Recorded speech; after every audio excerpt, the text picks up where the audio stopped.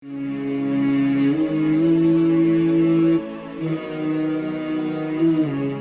किराम अस्सलाम वालेकुम वरहमतुल्लाहि वबरकातुहू। तहज़ीब टीवी पर आप सभी का इस्तकबाल है। मैं हूं आपका मेज़बान आरिफ हसन और आप देख रहे हैं हमारा हफ्तेवार प्रोग्राम आपके मसाइल। आपके मसाइल पे मुख्तलिफ मौज़ूआत पर बात करते हैं। आपको याद होगा कि गुज़िश्ता एपिसोड में हमने बात की थी हमास और इसराइल की जंग के बारे में। आज भी हम बात करेंगे हमास और इसराइल की जंग और बाकी आलमी दुनिया का किरदार। इस जंग को लगभग 1 माह हो गया और इस जंग के अंदर जो हमने देखा इस वक्त जो गज़ा है वहाँ पर जो इसराइल ने एक तरह से इसे कहें दहशतगर्दी या दरिंदगी इख्तियार कर रखी है। वहाँ पर लगभग 60% इमारतें मुनहदम कर दी गई। पूरे शहर के शहर जो थे उसके वो खंडरात में तब्दील हो गए और लगभग 70% जो तादाद है उसके अंदर बच्चे और ख़वातीन की है जो कि ख़त्म हुए। और वो कहता है कि जो हमास ने 7 अक्टूबर को उस पर अटैक किया था, हमला किया था, जो एक सरप्राइज़ अटैक कहा जाता, ये उसके बदले में वहाँ के मनाजिर अगर आप देखेंगे तो आप देख नहीं पाएंगे, इतने तकलीफ़ दे मनाजिर हैं। कोई 4 साल का दहशतगर्द है क्या 6 साल का बच्चा दहशतगर्द है। और हम देख रहे हैं जो आलमी क़ुव्वतें हैं वो तमाम तर इसराइल के साथ खड़ी हुई हैं। मुस्लिम ममालिक का हाल ये है कि एक खामोशी है, एक मुजरिमाना खामोशी उन्होंने इख्तियार कर रखी है, या अगर कुछ है भी तो लिप सर्विस के अलावा कुछ नहीं है। जबकि और दीगर ताकतें, पूरी हमने यूरोपीय ताकतों को देखा कि वो लगातार वहाँ पर जा रही हैं इसराइल में और उसके साथ जा कर के शाना बशाना खड़ी हो रही हैं, असलहा भी फराम कर रही हैं। इसी असना में हालांकि पुतिन का एक बहुत अच्छा स्टेटमेंट था। उसने कहा कि अमेरिका जो है वो अमन का दुश्मन है और यकीनी तौर पर इस अमेरिका की भी पुष्टपनाही जो है इसराइल को हासिल है और इसी की पुष्टपनाही की वजह है कि वो इसराइल जो है यूएन सेक्रेटरी का इस्तीफ़ा भी मांग लेता है। तो हमारे पास बहुत सारे सवालात हैं आज इसी को लेकर कि इसका अंजाम क्या होगा, या ऐसा तो नहीं इसके पसे पर्दा कोई और गेम भी चल रही हो। तो इन तमाम तरह सवालात पर हम बात करेंगे और इन तमाम तरह सवालात पर बात करने के लिए मेरे साथ एक पैनल मौजूद है। आइए मैं आपको उससे मुतारिफ़ कराए देता हूँ। सबसे पहले मेरे मेहमान हैं जनाब अब्दुल वाहिद हाशमी साहब, जो साबिक़ कोऑर्डिनेटर हैं यूएई एम्बेसी से। अब्दुल वाहिद साहब का बहुत बहुत खैर शुक्रिया। दूसरे मेरे मेहमान खुसूसी हैं जनाब एहसन फ़िरोज़ाबादी साहब, जो कन्वीनर हैं वेलफेयर पार्टी ऑफ इंडिया से, दिल्ली स्टेट से। एहसन साहब आपके प्रोग्राम में बहुत बहुत खैर मक़दम। और हम कोशिश कर रहे हैं कि शेख निज़ामुद्दीन साहब मुसन्निफ़ और तज़किया निगार हैं, वो भी हमारे साथ जुड़ जाए। वो हमारे साथ जूम पर जुड़ेंगे। तो सबसे पहले भाई साहब आप ही के पास आते हुए, ये जो इस वक्त आपको लग रहा है जो जंग जारी है, इसके अंदर कुछ आलमी क़ुव्वतों का कोई पसे पर्दा कोई गेम तो नहीं चल रहा है? गेम है, बिल्कुल है। और जो है जब से ये यूक्रेन की जंग जो है शुरू हुई है तो उसके बाद से रूस वगैरह की कोशिश है कि अमेरिका को कहीं ना कहीं ट्रैप में लिया जाए, घेरा जाए। और दूसरी सबसे बड़ी चीज़ ये है कि हम इसको जो है जो इसराइल फ़लस्तीन तनाज़ा है, हम इसको मजहबी तनाजुर में ही देखने की कोशिश न करें। हम उसको इस तरह से लें कि एक जो हम बोलते हैं कि जो अमेरिका की ख़ारिजा पॉलिसी है उसके जो मेमार हैं, तो उनमें ब्रज़ांस्की के बाद अगर कोई नाम वाज़ेह तौर पर उभरता है तो वह है हेनरी किसिंजर का। जी। हेनरी किसिंजर का एक मशहूर कौल है कि उसने बोला था कि अगर तेल और गैस के ज़खायर कहीं हैं तो वहाँ अमेरिका का इंटरेस्ट होना फितरी है। ठीक। तो जो मुख्तलिफ़ तज़किया निगार हैं, जो माहिरीन हैं, उनका यही मानना है कि ये जो इसराइल है ये बेसिकली यहाँ यहूदियों को लाके बसाया गया है। दरअसल ये अमेरिका और बरतानिया का ये एक मिलिट्री बेस है जी, जिसको हमें देखना चाहिए जिस नज़रिए से। चूँकि वहाँ एक सिविलियन पॉपुलेशन को भी जूस को लाके बसाया गया है तो इसलिए उसको एक बाकायदे मुल्क की शक्ल दे दी गई। लेकिन जो असल हैसियत है उसकी वो ये है कि ये बेसिकली अमेरिका और बरतानिया का ये एक मिलिट्री बेस है और वहाँ से ये पूरे मशरिक़ वस्ता पे और जो है न सिर्फ नज़र रखते हैं बल्कि वो इसको अपने कंट्रोल में रखने के लिए वो उस टेरिटरी का, उस खित्ते का इस्तेमाल करते हैं। सही बात है जी। आपने जो कहा तो, लेकिन जो मजहबी पहलू की आपने बात की उसको आप जी। नज़रअंदाज तो नहीं कर सकते। नहीं, मैं मजहबी पहलू को नज़रअंदाज नहीं कर रहा हूँ, लेकिन मेरा कहना ये है कि हम सिर्फ उसको मजहबी पहलू से ही न देखें, जैसा कि मगरबी मीडिया या दूसरी मीडिया दिखाने की कोशिश कर रहा है। हम उस मीडिया की भी बात उसकी करेंगे। एक जो है टेरिटोरियल एंटिटी है, उसकी एक खित्ते की एक दूसरी हैसियत है। ऐसा नहीं है कि इसराइल के पास तेल के या गैस के बहुत बड़े बड़े ज़खायर हैं इसलिए है, लेकिन उसकी जो है स्ट्रेटजिक लोकेशन ऐसी है कि उस पर हमेशा लोगों की नज़र रही है। और दूसरी बात यह है कि वो खित्ता जब उसका जो है पास्ट में, माजी में नाम, जब जो है अंबिया कराम के ज़माने में जो थे, हज़रत दाऊद अलैहिस्सलाम ख़ास तौर पर, केनान वगैरह जो है, तो ये यही वाला इलाक़ा था जिसको हम बोलते हैं आज फ़लस्तीन है। तो इनके पास अगर तेल और उसके ज़खायर होते तो दुनिया का जो है एक तरह का इंटरेस्ट दूसरा डेवलप होता, लेकिन चूंकि सिर्फ स्ट्रेटजिक लोकेशन है तो इसलिए उसकी थोड़ी सी हैसियत और हैयत बदली। हसन साहब कुछ कहना चाह रहे हैं? हाँ, मैं ये बात कहना चाह रहा था। पहली बात तो ये वाहिद साहब ने जो बात रखी है, मजहबी नुक्ते नज़र से भी सिर्फ नहीं देखना चाहिए, लेकिन इसमें मैं एक बात ऐड करना चाहता हूँ जी। वो ये कि देखिए, फ़िलिस्तीन और हमास की जो जंग है, बेसिकली वो अगर हम इस नज़रिए से देखें, मजहबी नज़रिए से, जैसे और मीडिया भी पेश कर रहा है कि धर्म युद्ध है, इस तरह की बातें कर रहा है, जो हमास है या फ़िलिस्तीनी हैं जो लोग इसकी जद्दोजहद कर रहे हैं, हमास तो मुसल्लह है और एक तहरीक का नाम है। और हम अगर देखें तो 2007 में बाकायदा वोटिंग के थ्रू वो आया है वजूद में। और ये एक अलग बात है कि वो फोर्सेस के ज़रिए उसने इनकी जो इज़राइल की जो चौकियाँ थीं उन पर बाकायदा बज़ोर ताकत उस पर काबिज़ हुआ। हालांकि वो आया था बिल्कुल सेकुलर तरीके से, डेमोक्रेसी के साथ में आया था। तो वो जो जंग जिसको हम हमास और उसकी जंग कह रहे हैं, तो इसमें एक चीज़ बड़ी है, अभी मुझे लगी, माजरत के साथ को टोक रहा हूँ, अब ये जंग हमास और इसराइल की लगी, फ़िलिस्तीन और फ़िलिस्तीन का नाम इसमें आहिस्ता आहिस्ता आपने हटा दिया। मैं वहीं पर आ रहा हूँ कि लोग असल में हमास और इज़राइल की जंग जो बता रहे हैं, असल में वो हमास इज़राइल की जंग नहीं है, बल्कि हम ये कह सकते हैं कि हमास एक मुसल्लह जद्दोजहद का नाम है। और फ़िलिस्तीन का बच्चा ये चाहता है, वहाँ की माएँ अपने बच्चों को ये सिखाती हैं कि फ़िलिस्तीन की आज़ादी के लिए तुम्हें उसके लिए स्ट्रगल करना है, उसकी जद्दोजहद करनी है। तो बेसिकली फ़िलिस्तीन को जो इज़राइल ने मुक़य्यद कर रखा है, ये उसकी आज़ादी की जंग है। दूसरी बात ये कि मजहबी नुक्ते नज़र से अगर देखा जाए तो पहला स्टेप तो फ़िलिस्तीनियों के लिए ये है कि हम उस ज़मीन को आज़ाद कराएं जिस पर गाज़िमाना तरीके से कब्ज़ा किया गया है।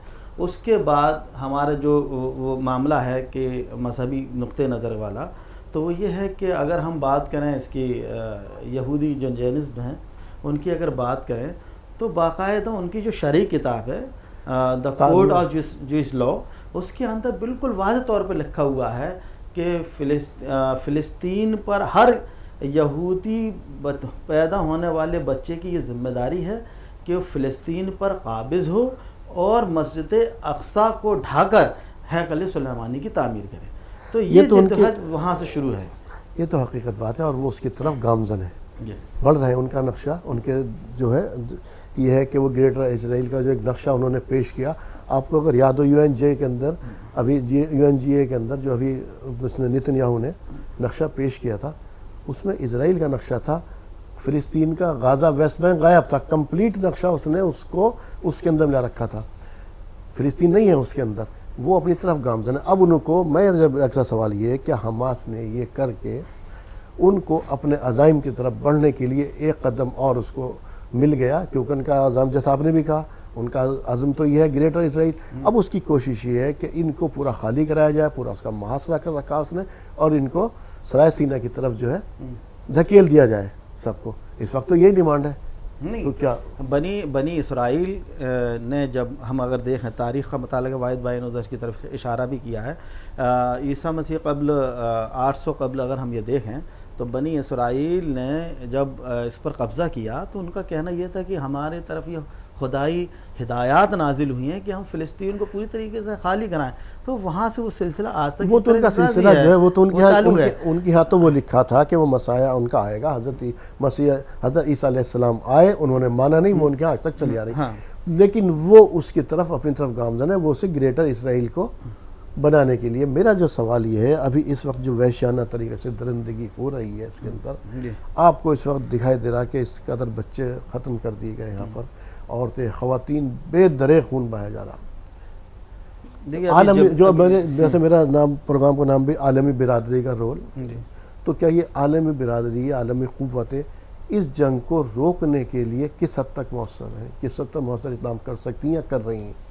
देखिए आपने शुरू में इब्तिदा में ही 2-3 बातें कही थी, अगर हम वहाँ से चलें, देखिए जो मासूम पर जो हमला हो रहा है, जैसे आपने कहा कि 4 साल के बच्चे दहशतगर्द तो नहीं हो सकते, वो माएँ जिनके हाथ में कुछ नहीं है वो दहशतगर्द तो नहीं हो सकते। अभी हाल ही में जबेलिया पर उन्होंने हमला किया, वहाँ तकरीबन एक अल जज़ीरा का जो फैमिली थी, अल जज़ीरा की फैमिली जो स्टाफ था, उनके 19 अफराद उसमें हलाक हुए। एक ही फैमिली के 19 लोग जो अल जज़ीरा का स्टाफ था उनका। उसके अलावा एक अस्पताल भी उन्होंने मुनहदिम किया। और अभी रिसेंटली ख़बर ये भी आई कल के फ़िलिस्तीनी फ़ुटबॉलर्स भी उसमें मारे गए हैं, और बच्चे तो तबाह हुए ही हैं, उसमें हलाक हुए हैं। और हम जहाँ तक इज़राइल का ताल्लुक़ है, मैं ये समझता हूँ कि उसका असल टारगेट तो बच्चे हैं, कि उस नस्ल उसने कहा था, उसने कहा नहीं क्या नेतन्याहू ने, उसने क्या कहा है? आपने बच्चों के ताल्लुक़ से आपने बात की, उसने कहा कि ये जंग जो है, ये कहा चिल्ड्रन ऑफ लाइट और चिल्ड्रन ऑफ डार्कनेस, इन दो के बीच जंग है। और उसने 2001 से लेकर के 2016 तक 2500 बच्चे मारे हैं।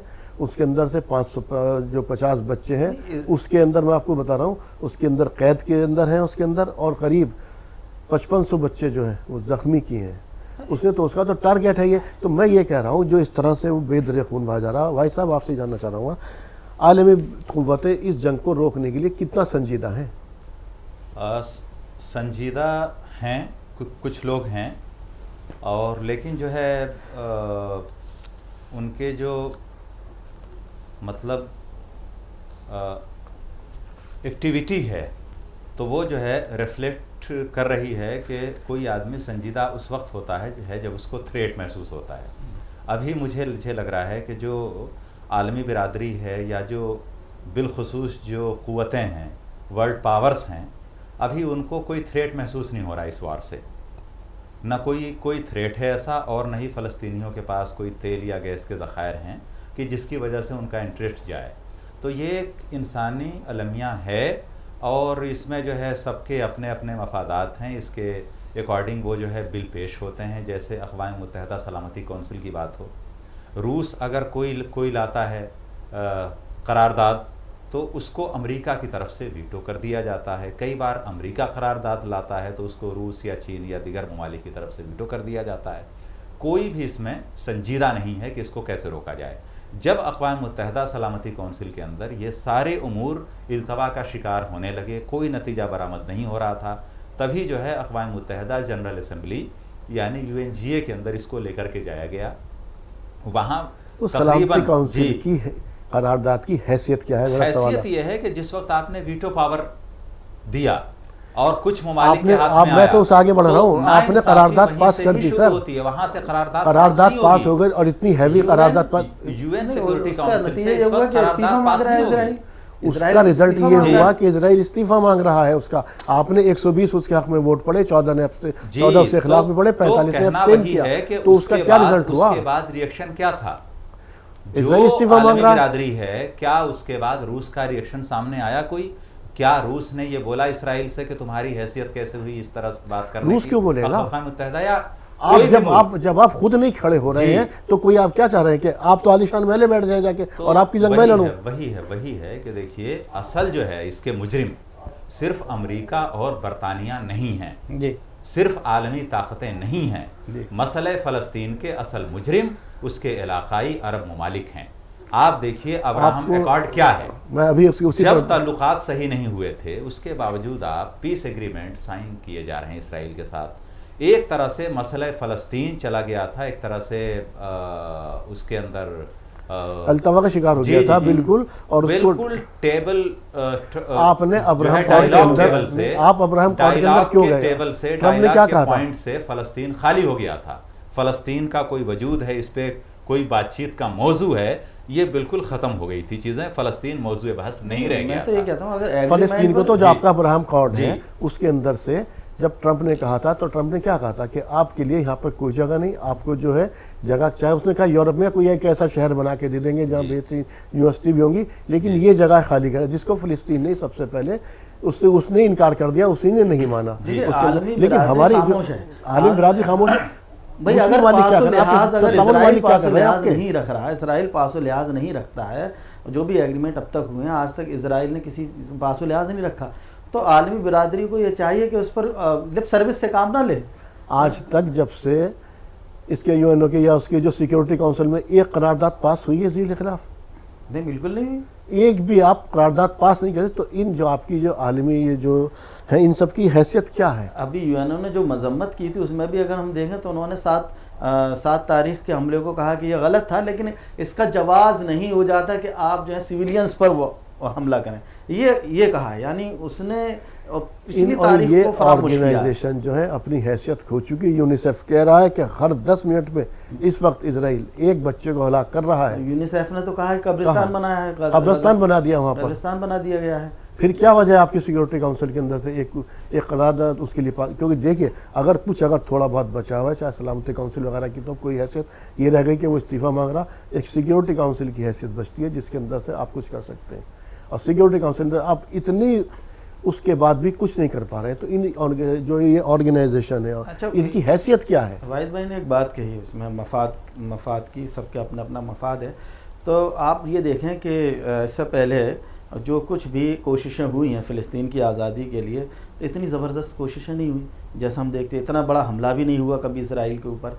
तो मैं ये समझता हूँ कि ये भी लोगों के मफाद वाबस्ता हैं कि इसराइल से जूझने के लिए, उसके सामने आने के लिए, उससे मज़ामत करने के लिए मुसल्लह होना ज़रूरी है। देखिए तो अगर यूरोप अपना मफाद देख रहा ठीक है, रूस अपना मफाद देख रहा ठीक है, चाइना अपना मफाद देख रहा ठीक है, आप तो उम्मा हैं, आप क्यों अपना मफाद देख रहे हैं? आप कौन से मफाद की फिक्र कर रहे हैं?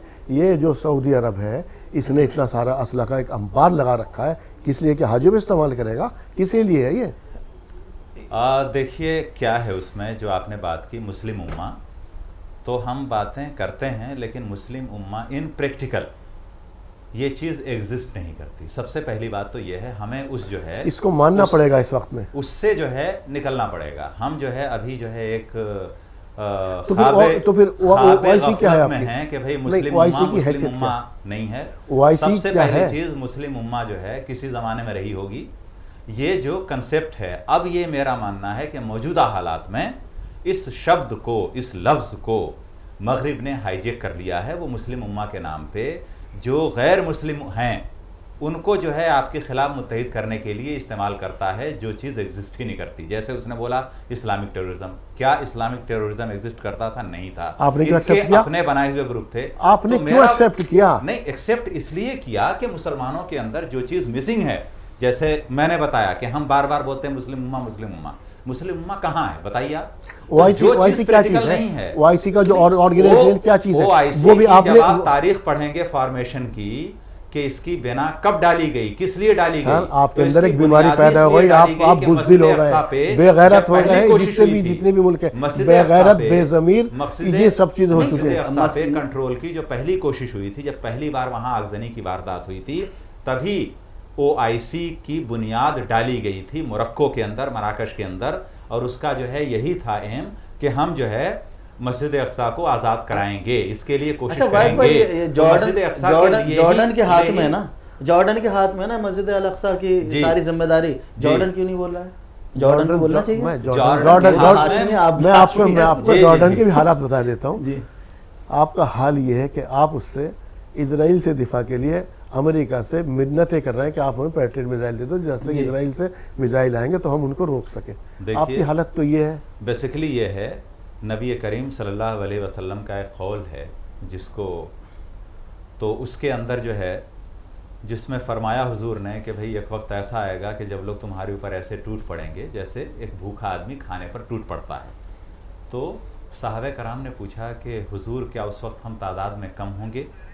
हुजूर ने जवाब दिया कि नहीं, तुम्हारी बड़ी बड़ी सल्तनतें होंगी, लेकिन फ़र्क ये होगा कि तुम्हारे अंदर वहन आ चुका होगा। सहाबा कराम ने पूछा कि वहन क्या चीज़ है? हुजूर ने फरमाया कि दुनिया से मोहब्बत और मौत से कराहत। आप देखिए कि जो हाई राइज बिल्डिंग्स बन रही हैं, स्काई क्रैपर्स बन रहे हैं, 100 मंजिला इमारतें बन रही हैं, चाहे सऊदी अरब हो, चाहे मुत्तहदा अरब इमारात हो, चाहे आपका बहरीन हो, चाहे कतर हो, और ये बड़े बड़े ममालिक जो हैं, तो आप सोचिए कि क्या उन्होंने कभी उस तरह की चीज़ों पे खर्च किया पैसा कि हम अपने डिफेंस आपका हालत तो ये आप जिसको आप अगर उन्होंने डिफेंस जी आपके लिए उसवा है आप दूसरी चीज़ 34 कंट्रीज़ की मिला के एक एंटी टेररिज्म का एक अलायंस बनाया था सऊदी अरब ने, अभी 2 साल पहले की बात जी। उसके लिए आपको जो मिलिट्री चीफ ढूंढना पड़ा वो आप अरब मुल्क से नहीं लाए, उसके लिए भी आपको एक पाकिस्तानी जनरल की ज़रूरत पड़ी, राहिल शरीफ की या किसी और की जी। तो आप अंदाज़ा लगा सकते हैं यमन के अंदर जिसके पास कुछ भी नहीं था, कई साल लग गए सऊदी अरब और इस पूरे मिलिट्री अलायंस को यमन को अपने कंट्रोल में लाने के लिए, कंट्रोल में ला नहीं पाए। आज भी वहाँ पे हुसी हैं, जो लोग नबरदाजमा हैं, जो लोग लड़े, बाद में क्या हुआ कि आपको झुक करके पीस ट्रीटी करनी पड़ी, कितने बच्चे मारे गए। आपकी हालत है जिस आप सऊदी अरब की बात कह रहे हैं, तो आपकी कितनी कुव्वत है वो सब कुछ दुनिया पे आपकी हालत ये है, जानती है, सब कुछ जानती है। अभी सऊदी अरब ने तो ये किया है, एक सिर्फ मुल्क था जिसने ऐलान किया उसके खिलाफ, यमन ने, यमन ने जो मिसाइल फेंका उस पर मालिक की हैसियत नहीं है। और दूसरी बात ये है, एक ड्रॉबैक और है जो हमें आलम अरब के बारे में समझना चाहिए। सऊदी अरब ने जैसे ही ये लेटेस्ट 7 अक्टूबर के बाद शुरू हुआ था मामला, उसने वज़राए खारजा की मीटिंग बुलाई, OIC के, ऑर्गेनाइजेशन ऑफ इस्लामिक आप तो सरबराहों की मीटिंग नहीं बुला सके, वज़ीर खारजा की मीटिंग बुलाई आपने? नहीं तो वो जो है वज़राए खारजा की एक मीटिंग बुलाई उन्होंने, नशिस्तंद गुफ्तंद बरखास्तंद, ये एक मक़ूला है फ़ारसी का, तो वो सब हुआ। असल चीज़ क्या है, ख़ित्ता अरब में ये हो रहा है जिसको अगर हम देखें इस वक्त कतर के हाथ में है बहुत सारी चीज़ें, सऊदी अरब के हाथ में नहीं है। सऊदी अरब मक्का और मदीना के नाम पे जो मुस्लिम कंट्रीज़ का गुरु बनने की कोशिश कर रहा है, अब वो ज़माना कतर के हाथ में है, जियो पॉलिटिकल चीज़ें वहाँ से ईरान अपने वर्चस्व की लड़ाई लड़ रहा है। सऊदी अरब अपनी हैसियत बचाने के लिए ये सब एक्सरसाइज कर रहा है, और सऊदी अरब इस वक्त गेम में नहीं है, नहीं सऊदी अरब है गेम में, नहीं मुत्तहदा अरब इमारात है, ये सारी कंट्रीज इस वक्त फेल हैं। इस वक्त ड्राइविंग पोजीशन में उस पूरे खित्ते के अंदर कतर है, छोटा सा मुल्क है, लेकिन वो जो है अपना रोल प्ले कर रहा है। अफगानिस्तान जंग के अंदर पूरी दुनिया ने देखा कि किस तरह से वो आया ड्राइविंग सीट पे। तो कतर जो है, कतर का रोल है। मैं खाली कतर की बात ही नहीं कर रहा हूँ, जी, मैं तो पूरे सब कंट्री की बात कर रहा हूँ। इनके बारे में OIC की आपने बात की जी, इससे पहले अभी सऊदी अरब की आप बात की। सऊदी अरब ने तो अगर उन्होंने कोई अमेरिकन बेस या उसकी तरफ कोई मिसाइल फेंका भी था यमन ने, उसको सऊदी अरब ने पैट्रियट मिसाइल मार के गिरा दिया, उसने वहाँ तक जाने नहीं दिया। ये तो सऊदी अरब भी अपने मफाद की लड़ाई लड़ रहा वहाँ पर, ईरान भी अपने मफाद की लड़ाई लड़ रहा, उसे भी उस इलाके के अंदर अपना वर्चस्व चाहिए और उससे उसने फ़लस्तीन को एक वो बना रखा है। और आज आपकी हैसियत आपके अंदर बुज़दिली आपके अंदर बुज़दिली इस हद तक तारी हो गई है। हम ये भी नहीं कह रहे हम ये भी नहीं कह रहे और अमेरिका और बरतानिया कभी नहीं चाहेंगे कि खित्ता अरब के अंदर डेमोक्रेसी आए। सर हम ये भी नहीं कह रहे आप मुसल्ला जा करके उनके जंग करिए। उन्होंने तो यहाँ तक कहा कि आप अपने सफ़ीर निकाल दिए, इनसे तिजारत बंद कर दिए। आज यूरोप की हालत ऐसी है, ने अभी कहा है, कल कहा था, आज यूरोप की हालत ऐसी है कि अगर अकेला कतर गैस बंद कर दे पूरा यूरोप घुटनों में बैठा होगा। जिसकी आप बार बार कतर की बात कर रहे हैं ना, इनके पास तो अल्लाह ताला ने इनको दुनिया के 80% वसाइल इनके पास है। क्यों? ये सिर्फ अपनी मफाद की लड़ाई लड़ रहे हैं। आप अगर मुसल्ला सामने नहीं आ सकते इजराइल के सामने, प्रेशर बना सकते हैं ना। आपके बहुत सारे ममालिक से ताल्लुकात हैं, आप उन पर प्रेशर बना सकते हैं। अमेरिका से आपके ताल्लुकात हैं, इजराइल से आपके ताल्लुकात हैं, जॉर्डन से आपके ताल्लुकात हैं, रूस से आपके ताल्लुकात हैं, चीन से आपके ताल्लुकात हैं। इनसे कहिए, इनसे प्रेशर बनवाइए अगर आप फ्रंट पर नहीं आ सकते। दूसरी बात है कि अब्बास साहब ने हदीस का हवाला दिया, उसमें बहुत सारी हदीस लोग नुक्ते नज़र से अपने पेश करते हैं, लेकिन उसमें एक पहलू ये होता है कि तुम्हें ऐसा नहीं होना है। अगर कहा कि ईमान की 3 कैटेगरीज़ हैं कि भाई एक ये कैटेगरी है, दूसरी कैटेगरी, और तीसरी ये कि कम से कम दिल में बुरा समझो। तो उसका मतलब ये होता है कि आपको ऐसा नहीं होना, अगर ये ज़माना आएगा तो आपको ऐसा नहीं होना है। दूसरी बात ये कि अगर मुस्लिम उम्मा की बात हुई, अगर हम ये कहते हैं कि मुस्लिम उम्मा का कॉन्सेप्ट इस वक्त नहीं है, लेकिन क्या ये कॉन्सेप्ट नहीं है कि आपका क़िबला अव्वल जो है वो आपका वही है, उससे आप इनकार कर सकते हैं क्या? और फिर आप ये दावा करते हैं, जैसे जॉर्डन दावा करता है कि भाई हम लोग जो है उसकी तो मैंने नबी हालत सल्लल्लाहु अलैहि वसल्लम के खानदान से, हमारी जिम्मेदारी है इसकी देख रेख करना। और उसके बाद ये अरब कहता है कि हमारा क़िबला अव्वल है, पूरी दुनिया में मुसलमान कहते हैं क़िबला अव्वल है। सब ये इन पर बुज़दिली और अपने में मफाद के लिए ये लोग वहाँ पर खड़े हुए हैं, और इन सब लोगों को अपने मफाद अजीज़ हैं। भाई साहब, OIC का क़याम जो अमल में आया था, इसका हेड क्वार्टर बनाया गया था यरूशलेम, और वक्ती तौर पर इसको हेड क्वार्टर जद्दा इसके दिया गया था। इसके अंदर जो इसका जो मंशूर है उसके अंदर लिखा, वो इसराइल को तस्लीम ही नहीं करते, एक रियासत और वो फ़िलिस्तीन, और फ़िलिस्तीनियों की आज़ादी के लिए जद्दोजहद करना, मुसल्ला भी, और उनको हर तरीके से चीज़ें फराहम करना, ये इनका मकसद। और एक ये इनके आज हाल ये है कि उस OIC के बहुत सारे मेंबर ऐसे हैं जो खुद इसराइल को एक्सेप्ट करते हैं, और आप तवक्कात करते हैं कि रूस आकर के आपकी लड़ाई लड़े, चीन आकर के आपकी लड़ाई लड़े। कहाँ खड़े हैं आप, कहाँ हैं आप? हाँ, यही है, यही बात है। तो यही चीज़ थी जो मैंने बहुत ही क्लियरली बोला था कि जो हम बताते हैं कि भाई मुस्लिम उम्मा, तो मुस्लिम उम्मा का कंसेप्ट ख़त्म हो चुका है। इसको जितनी जल्दी सब लोग समझ लें, ये मफादात की जंग है। और दूसरी सबसे बड़ी चीज़ ये है कि हम बाल्फोर डिक्लेरेशन की बात करते हैं और बहुत सारी चीज़ों की बात करते हैं। जब ये कॉलोनीज़ थीं ब्रिटेन की, चाहे फ़लस्तीन रहा हो या फिर उसके आसपास के जो भी इलाके हैं, तो उन्होंने इस तरह से डिवीज़न किया है इनका कि वो जो है एक तरह से कुछ शख्सी हुकूमतें हैं।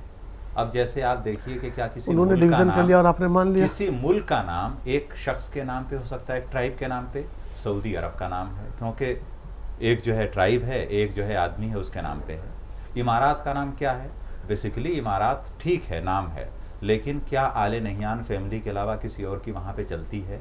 तो ये बेसिकली ऐसे ही अगर हम जॉर्डन की बात करें तो जो ये फैमिली है, या फिर आप जो है शाम के अंदर देखिए सीरिया जो है, वहाँ पे इतनी जो है अवामी जिद्दोजहद चली, सब कुछ हुआ, लेकिन वो जो है बिलाखिर जो है वही जो एक फैमिली है, बशारुल असद थे और इनसे पहले जो इनके वालिद साहब थे, तो असद फैमिली के अलावा कोई और नहीं आ पा रहा है। तो ये बेसिकली क्या है कि कुछ फैमिलीज़ हैं, एक तरह से हम बोल लें कि जागीरदाराना निज़ाम का थोड़ा सा एक एक्सपेंशन है जो हम अरब ममालिक के अंदर देख रहे हैं। मिस्र में आप देख लें, पहली दफ़ा वहाँ पे डेमोक्रेसी आई थी सदियों के बाद, उसके बावजूद उसको 11 महीने से ज़्यादा लोग कबूल नहीं कर पाए। आज हमारी हालत, तो क्या उसका दूसरा सबसे बड़ा मसला अवाम का भी है। अभी उधर भी आ रहा हूँ, मिस्र की तरफ भी, मिस्र का भी आएगा। किधर धकेल रहे हैं उनको ये जी। मिस्र के उनका जो का इरादा जो है इस वक्त इसराइल का ये है कि इन सबको गजा से खाली करा करके आगे धकेल दिया जाए मिस्र की तरफ, उस सीना के इलाके के अंदर धकेल दिया जाए, वहाँ पर इनको एक कैंप के अंदर, और इनके अंदर कुछ इमदाद भी कर देंगे और वहाँ भी रहेंगे वो मैसूरी। क्या मिस्र के अंदर नहीं मसले? और मिस्र क्यों एक्सेप्ट करेगा? असल मसला ये इनकी खामोशी, अगर मिस्र ने उनको कबूल कर लिया एज ए रेफ्यूजी, ये लोग वहाँ पे जाने लगे पनाह गुज़ी की हैसियत से सारे के सारे, तो इसराइल का काम आसान हो जाएगा। फिर वो फ़लस्तीन रहा ही नहीं, वो पूरी मिस्र क्यों देगा आपको जगह? मिस्र क्यों बचाएगा आपको? तो दूसरी बात ये कि दरेक मार रहा है, तो उसके तो टारगेट भी उसका ये है, जैसे मैंने आपको बताया था कि अगर 50,000 भी मारने पड़े उसको कोई परवाह नहीं है। परवाह इसलिए नहीं है क्योंकि वो देख और रहा है कि आपकी हालत जैसे भी असला के बारे में परवाह इसलिए नहीं है। अब आप सल्लल्लाहु की आपने बीच में बात की, आप सल्लल्लाहु का जब इस दुनिया से पर्दा किया, खाने को नहीं था घर में, वाक़ई था, आप सब जानते हैं, लेकिन तलवारें घर के अंदर 9 मौजूद थी उस वक्त के जो मेन असला होता था। और ये बात मैं आज ही सुबह मैंने देख रहा था, उसको पढ़ा था, तो मुझे उसका ख्याल आया कि एक डील होने वाली थी USA और इसराइल के बीच असला को लेकर के। रात में उसने, इसकी कैबिनेट ने उसको रिजेक्ट कर दिया कि नहीं, बहुत महंगी डील है, हम इसको डील को नहीं करेंगे। गोल्डन मेरा उसने जो था, गोल्डा मायर जो है, प्राइम मिनिस्टर ऑफ इजराइल, उसने जो था बुलाया अमेरिकन वफ्द को, 4-5 लोगों, 11 लोग थे, उनका कि 4-5 लोगों उनको बुलाया। बोले इससे ज़्यादा मेरे घर में जगह नहीं, बोले जो रात मैंने डील कैंसिल की थी वो हम इसको कर रहे हैं, हाँ ओके कर रहे हैं। वो देखते रहेगा कि रात कैंसिल किया और आज क्यों तो उसने कहा कि उसने रीज़न बताया। खैर उसने आप सल्लल्लाहु अलैहि वसल्लम, उसने सीरत पढ़ी, उसने कहा कि जब आप सल्लल्लाहु अलैहि वसल्लम का, उसने तो खैर ये लफ्ज़ इस्तेमाल नहीं किया कि जब इस दुनिया से पर्दा किया तो घर के अंदर खाने को नहीं था लेकिन हथियार मौजूद। तो मैंने उस वक्त जाना कि घर के अंदर आपके असला होना ज़रूरी है। आपकी हालत क्या है?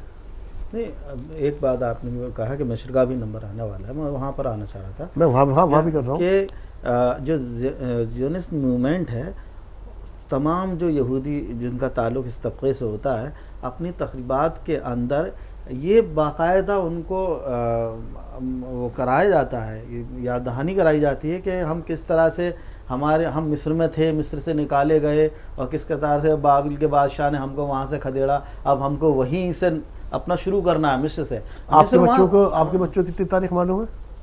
नहीं, बच्चे हमारे तो हमारे हमारे हम मैं पढ़ते अब हमारे बच्चों को नहीं मालूम है, हमारे अपने, मैं ये नहीं कह रहा आपके पर्टिकुलर में, हमारे बच्चों को हम उसकी अहमियत नहीं है, गाफिल है हमारी हम लोग गाफिल हैं। हम इस वक्त अच्छा, हमारे यरूशलेम के हेडक्वार्टर की आपने बात की, चलिए ठीक है, अगर हेडक्वार्टर वहाँ बनाया गया तो अब सवाल इस बरादरी से ये भी होना चाहिए OIC से कि आपने यरूशलेम को, फ़िलिस्तीन को मजबूत क्यों नहीं किया?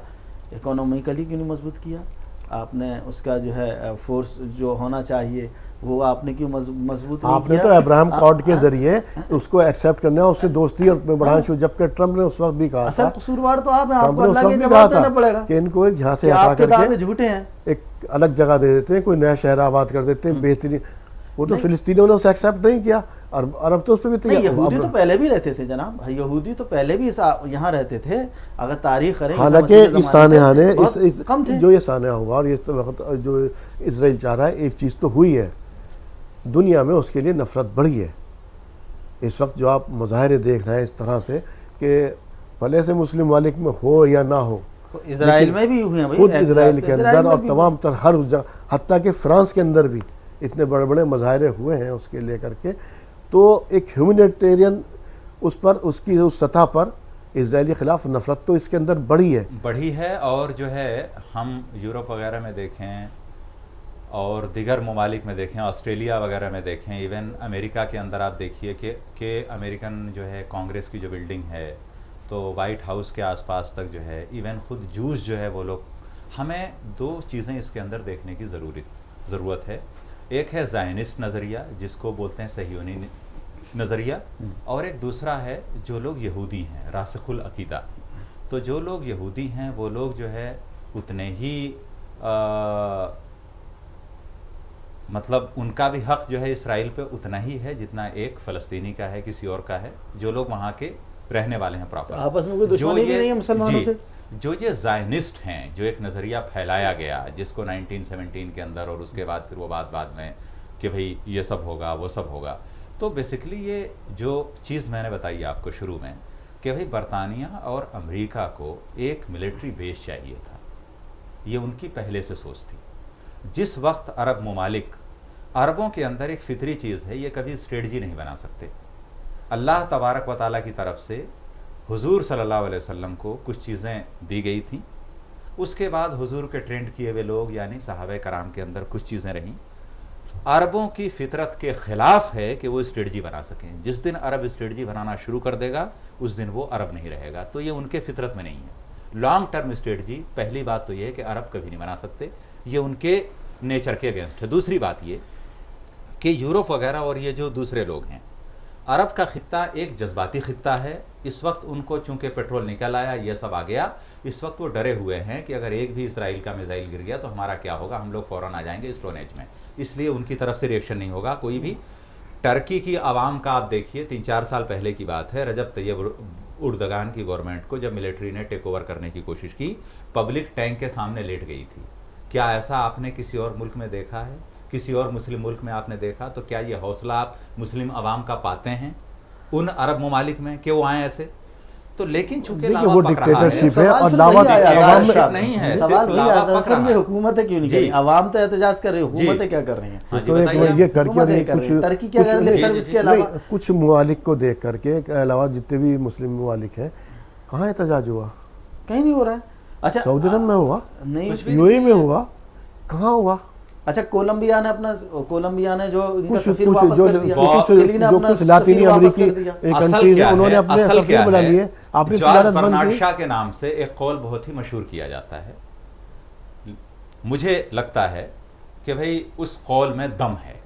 जॉर्ज बर्नार्ड शॉ से मौसूम एक कौल है अब सब कि भाई जब मैं यूरोप और मगरबी दुनिया में जाता हूँ तो मुझे वहाँ इस्लाम तो नज़र आता है लेकिन मुसलमान नज़र नहीं आते, और जब मैं मुस्लिम ममालिक में जाता हूँ तो वहाँ मुसलमान नज़र आते हैं लेकिन इस्लाम नज़र नहीं आता जी। तो ये जो है एक तरह से गरेबान में झांकने का वक्त है मुसलमानों के लिए, और ख़ास तौर से जो इलाके के मुस्लिम मुल्क हैं कि आपके सामने इतना बड़ा कत्लेआम हो रहा है।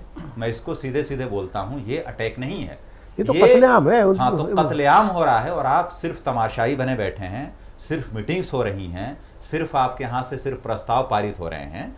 तो आप जो है उन मगरबी अक़वाम से भी बदरजहा नीचे हैं अखलाकी तौर पे भी, जो कम से कम सड़क पे है, जिसने कैपिटल हिल को घेर लिया, जिसने अमेरिकी पार्लियामेंट को घेर लिया, उसकी वजह से आज अमेरिका अखलाकी तौर पे दबाव में है। ब्लिंकन की ये जो तीसरी विजिट है खित्ते की, ये सिर्फ इसलिए है कि मैं कम से कम किसी न किसी तरह से इसराइल पे प्रेशर क्रिएट करूं कि एक ह्यूमैनिटेरियन पॉज आए इस वॉर के अंदर। तो कम से कम वो अपनी आवाम से हैं डरे हुए हैं, उनके पास बहुत तो सारी चीजें अवामी ये जो हमारी ऑर्गेनाइजेशन है उनके जरिए डाल सकते हैं दबाव, डरे हुए हैं वो ऑर्गेनाइजेशन जितनी उनके जरिए दबाव डाल सकते हैं, लेकिन वो नहीं डालेंगे। वो उस वक्त डालेंगे जब उनको अपना मकसद हासिल हो चुका होगा। आपने यूगोस्लाविया का देखा, जब पूरी तरह से मिस्मार बर्बाद कर दिया। उसके बाद और चीज़ जो नई आई है वो ये आई है कि हसन नसरुल्लाह के बयान के बाद जो मंजर आम पर आए हैं, जो उनकी पूरी तकरीर हुई है, एक ऑर्गेनाइजेशन है वैगनर जी, रशिया के अंदर जो है एक तरह से प्राइवेट आर्मी कहिए, वैगनर और हिजबुल्लाह के दरमियान कुछ सीक्रेट मीटिंग्स की बातें मीडिया में आनी शुरू हुई हैं। मैं उधर ही निकाला था। अगर ये सब चीज़ें आती हैं तो फिर इसराइल के लिए जंग को ज़्यादा खींचना महंगा साबित होगा। यही वो डर था जिस पर प्रेसिडेंट बाइडेन ने बोला था कि गज़ा पे कब्जा करना कई फ्रंट खोलेगा, जो इसराइल के लिए एक मुश्किलात का, एक परेशानी का बाइस होगा। ये तो अगर वहां से एक फ्रंट खुलता है लेबनान से, तो फिर ये इसराइल के लिए मसला होगा। और जो हम मानते हैं कि भाई इसराइल बहुत बड़ी ताकत है, ये है वो ताकत कितनी बड़ी है सब लोग जानते हैं, चूंकि उसको आलमी बिरादरी की या आलमी क़ुव्वतों की या बिलखुसूस अमेरिका बरतानिया की खुली सपोर्ट हासिल है, फ्रांस वगैरह की, तो इसलिए वो है। उसमें आप ये सपोर्ट हट गई, मुस्लिम ममालिक की बेहिसी भी शामिल है। देखिए, रूस तो अपना मफाद ये देख रहा कि उसको यूक्रेन में फंसा दिया यूरोप ने, वो चाह रहा कि अमेरिका यहाँ फंसे, इसीलिए उसने जो खुफिया माहिदा हुआ उसके अंदर कुछ उसको ड्रोन या कुछ एंटीक्राफ्ट मिसाइल भी उसने उनको फराहम कर किए हैं या कराने का वादा किया। इस तरह से अगर जंग इस तरह से एक्सीड होती, लेकिन दूसरा फिर वही बात आ जाती, दूसरा मदद आप करेगा, लड़ेंगे तो आप रूस की, और वो आकर के अपना नुकसान क्यों करेंगे। उसका जो है पहलू ये है, हसन नसरुल्लाह ने अपने बयान में कहा है कि ये पूरे इलाके की जंग नहीं है, एक फ़लस्तीन की जंग है। कई बार क्या होता है कि आपको एक अजीम तर मकसद पाने के लिए चीज़ों को डाइल्यूट करना पड़ता है या उनको माइल्ड करना पड़ता है। हिजबुल्लाह का बयान इसलिए है ताकि खित्ते के और ममालिक अगर शामिल होंगे तो फिर जैसे सुनने में चीज़ें आई थी, बल्कि वो सब विजिबल हैं, दिखाई दे रही हैं सर, ऑटोमेटिकली शामिल हो जाएंगे इसके अंदर। अमेरिका के ड्रोन फ़लस्तीनी खित्ते के ऊपर यानी वेस्ट बैंक में गज़ा वगैरह के ऊपर प्रवास करते देखे गए। अमेरिका के ड्रोन उड़ रहे हैं पूरे रीजन के अंदर। तो आपके पास भी तो ड्रोन है, आपके पास नहीं है, आपके पास असला नहीं है। अमेरिका ने असलहा ये है कि अगर उस पे रीजनल कंट्रीज ने, अगर जॉर्डन ने, अगर लेबनान ने, वहां की गवर्नमेंट शामिल हुई तो वहां की गवर्नमेंट धराशायी हो जाएंगी, उनको मलियामेट कर दिया जाएगा 10-20 मिनट में। इसराइल की तरफ से, अमेरिका की तरफ से मिसाइल दाग मुझे बताइए, नहीं अगर अमेरिका अगर आता है, जो उनका प्लान है, एक नया प्रॉक्सी वार शुरू होगा भाई, वो गजा को खाली कराता है तो, अगर ये गजा को खाली करा रहा आता है सामने, नहीं वो गजा को खाली करा रहा है और वो सब धकेले हैं रफा बॉर्डर की तरफ, सीना की तरफ, मिस्र की तरफ।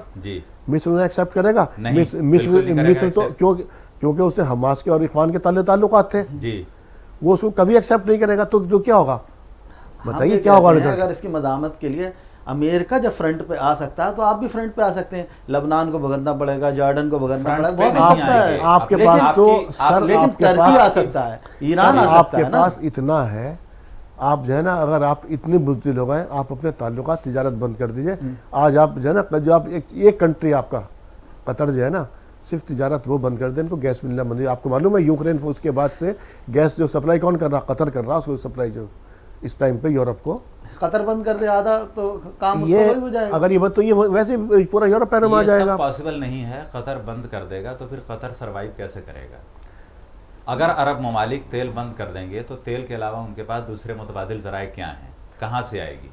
नहीं तो पैसे सारी कहाँ से आएंगे? नहीं ये भी नहीं तो जाएगी नहीं जो है, नहीं तो फिर तो उसका इसका मतलब पूरा ये है, निज़ाम जो इसका है मतलब बरहम हो जाएगा। देखिए नहीं, ताल्लुकात ऐसे नहीं होते हैं। एक मिनट तो ताल्लुकात इसका जो मतलब है- ये आप जो है उसे बिल्कुल पिसते देंगे, नहीं। आपका कोई मकसद नहीं, कोई एम नहीं, आप सिर्फ यहाँ पर आए प्रेशर हैं डालने के जिंदगी। लिए तेल बंद करना जरूरी नहीं क्यों? है। शाह प्रेशर फैसल ने- डालने के लिए शाह फैसल जरूरी ने ये क्या है किया था? कि आपने शाह फैसल सिफारती ने क्या कोशिशें किया कितनी था? की हैं। जी नहीं, मैं इस बात से नहीं, शाह फैसल बिल्कुल ने क्या किया इत्तेफाक था? नहीं रखता कि तेल या गैस बंद करना ही हल है। मैं क्या कह रहा हूँ, उसका तरीका और भी होता है कि आपने सिफारती तौर पे इतनी आपने तो वो भी नहीं किया। ओआईसी ने या फिर अरब लीग ने या इन आपने मुस्लिम तो वो ममालिक भी ने नहीं किया, प्रेशर सर। बनाने के नहीं, लिए एक बार क्या आप अपना इस कोई फॉर्म- कोई सफीर खुसूसी एलची बना करके इन ममालिक में भेजा? अक़वाम मुत्तहिदा के अंदर भी क्या कोई ऐसी जो है करारदाद लाने के लिए मुस्लिम ममालिक की मैंने तरफ एक से एग्जाम्पल दिया था आपको, एग्जाम्पल दी थी, कोशिश आपके पास इतने सारी चीजें हैं। नहीं, कोई पहला संजीदा- स्टेप वही है जो आप कह रहे हैं। पहला स्टेप मैं तो बस वही आखिर लिया में जा सकता है। मतलब आखिर में आ रहा पहला हूँ। स्टेप तो यही लिया जा सकता है कि आप अपने सफीर को भेजें, जी। उनसे जो है उनसे डायलॉग जी। करें, उसके बाद मसले का आप तो हल जाके निकालें। साथ अगर खड़े भी नहीं नहीं होता हुए। तो फिर ये कर बस सकते हम हैं। आखिर में आ रहे हैं। अब ये बताइए इसका हल एहसन साहब क्या है, आखिर में इसका क्या रिजल्ट निकलेगा, इसका अंजाम क्या होने वाला है इसका? देखिए सभी लोग इस बात को जानते हैं और मानते भी हैं कि जंग किसी मसले का हल नहीं होती है।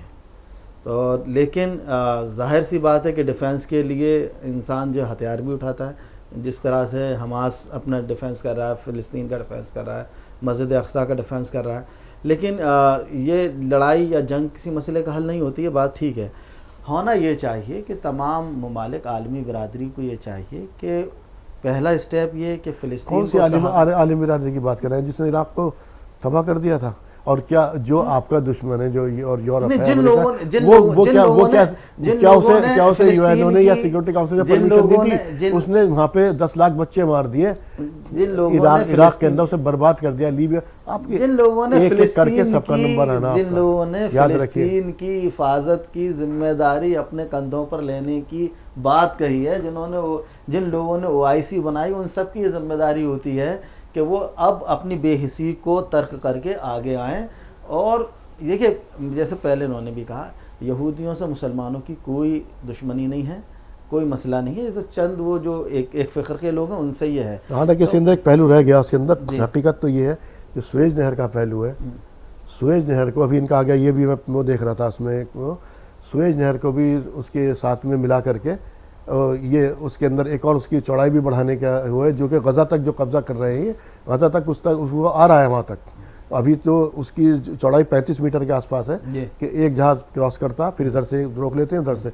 अब उसको 200 मीटर करने का इनका वो है, और ये गज़ा पे कब्ज़ा होने के बाद इजराइल का भी वहाँ मिल जाएगा उसको जा करके। ऊपर यूरोप का कब्ज़ा उस पर, नीचे सारे जितनी गल्फ कंट्री, सऊदी अरब, ये सब का कब्जा, ये उधर भी पहुंचेगा। ठीक है, इतना आसान तो नहीं है जितना कि लोगों ने यूँ तो देखिए एक तो बंदा प्लानिंग करता है, कई और बार अल्लाह ताला प्लानिंग करता है, तो होता तो बर्बाद हुआ है और कई बार उस पर हमले हुए हैं, वो फिर से खड़े हुए हैं, तो इतना आसान तो नहीं है। और ये इन्होंने इस बात का तजर्बा भी कर लिया है कि अब जो है हमास इतना कमज़ोर नहीं रहा जिस तरह आप पहले समझते थे, अब इतना भी कमज़ोर नहीं है। अब और लोग भी इस फ्रंट पे आ रहे हैं, सामने आ रहे हैं। हूती भी सुना, यमन का हूती भी सामने आया। क्या करेगा हूती आकर के? वो आपका 2000 किलोमीटर से क्या कर, उसके पास तो कोई ऐसी चीज़ भी नहीं। अगर हूती आया तो सऊदी अरब ने मार तो दिया उसका मिसाइल।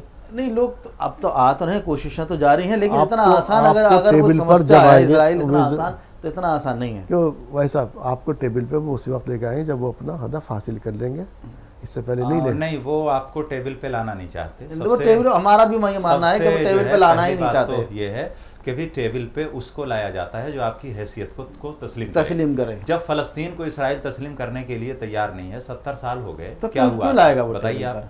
उन्हें तो नहीं लाएगा, मकसद नहीं है। इन्हीं जो ये ओआईसी के अंदर जो इसके ठेकेदार है ना, और लफ्ज़ ऐसा निकल गया। अगर हम इसको जो है, हमें एक दूसरे नज़रिए से भी इसको देखना चाहिए। इसका हल देखिए क्या है। फ़िलहाल हल नहीं है इसका, क्योंकि कोई भी हल नहीं चाहता। न तो अरब ममालिक चाहते हैं कि मसले फ़लस्तीन का हल हो, क्योंकि फ़लस्तीनी सबसे ज़्यादा पढ़े लिखे लोग हैं। पढ़े लिखे लोगों से अरब हुक्मरानों को चिढ़ है, इनको डेमोक्रेसी से है चिढ़, बहुत ही वाइब्रेंट एक तरह से माइंड सेट होता है फ़लस्तीनियों का। लिटरेसी रेट सबसे ज़्यादा है। किसी भी अरब खित्ते में डेमोक्रेसी आए उसके ख़िलाफ़ हैं अरब वाले।